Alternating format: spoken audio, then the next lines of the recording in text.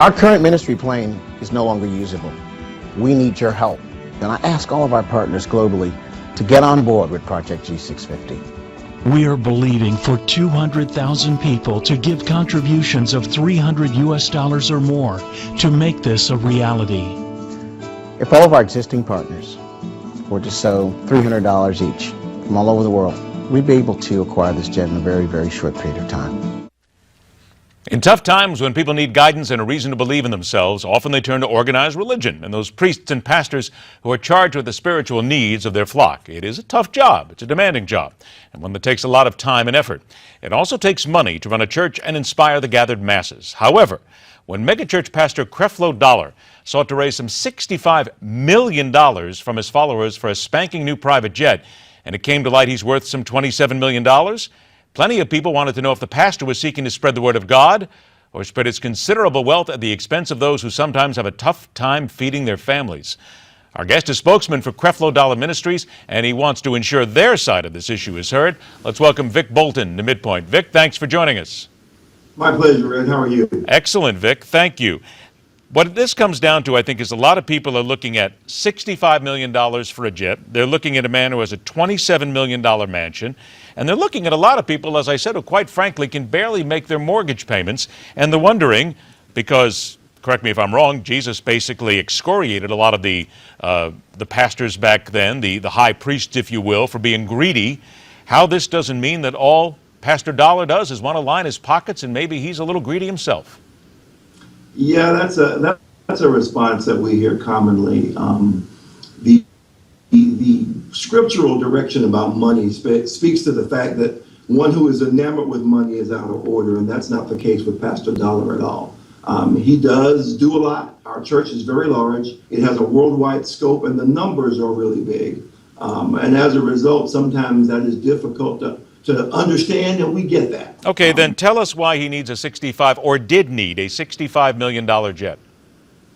The ministry that we have is a worldwide reach. It has offices on every planet, on every continent. Well, I certainly hope it would be on every continent first. Let's wait and get the continents before we get to planets. We got people in satellite churches scattered around the world. We've got 20-something fellowship churches and a couple of flagship churches here in the U.S. So we've got a ministry that has approximately 300 speaking dates a year for our pastors, and it is a schedule that's for your impossible. pastors. Now, wait a minute. You're saying pastors, so you're saying that this jet or whatever it would be used to not only take Pastor Dollar but others around the world?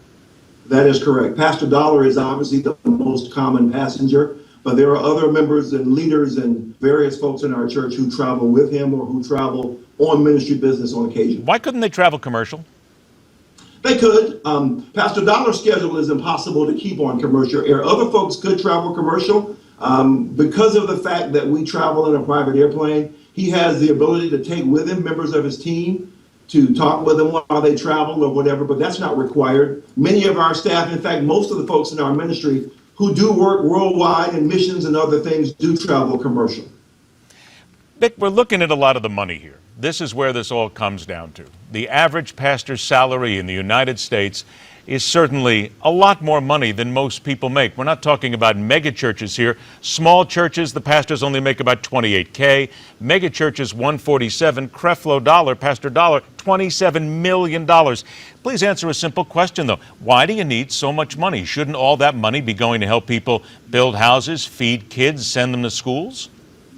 Well, I'm not certain where you got a number like $27 million. Matter of fact, it comes from CNN and a bunch of and a number of others who have his wealth.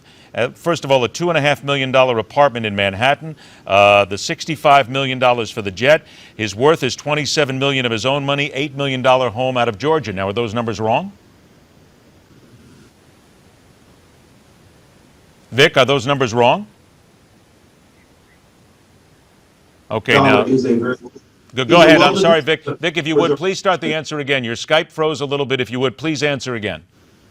Yeah, I said those numbers are inaccurate. They're exaggerated a bit, but obviously if they said it on the internet, it must be true. No, it's not said on the internet. That's not what I said, Vic. I said it comes from CNN specifically, and it comes from several other news organizations. So I just want to make that clear.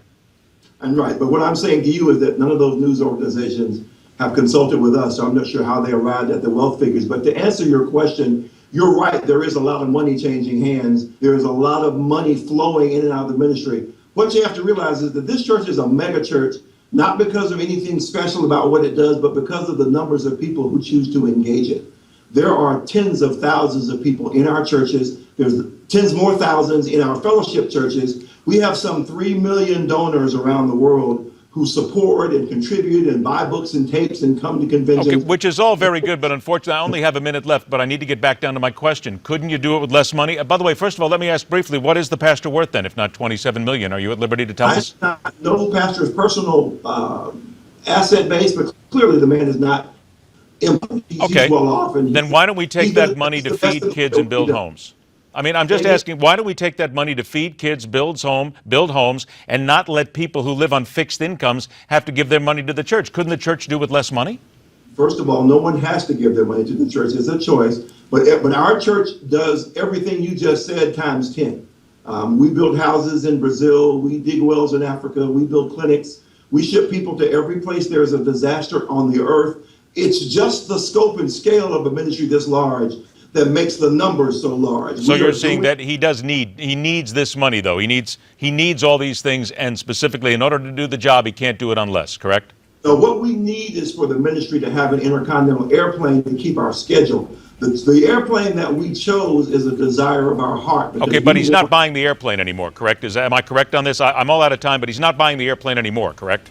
That is not correct. We will still be buying it. You're still going to buy it. Okay. Vic, do me a favor. We're out of time right now. We'd like to follow up on this in another couple of weeks here and see where this stands. Would you mind joining us again?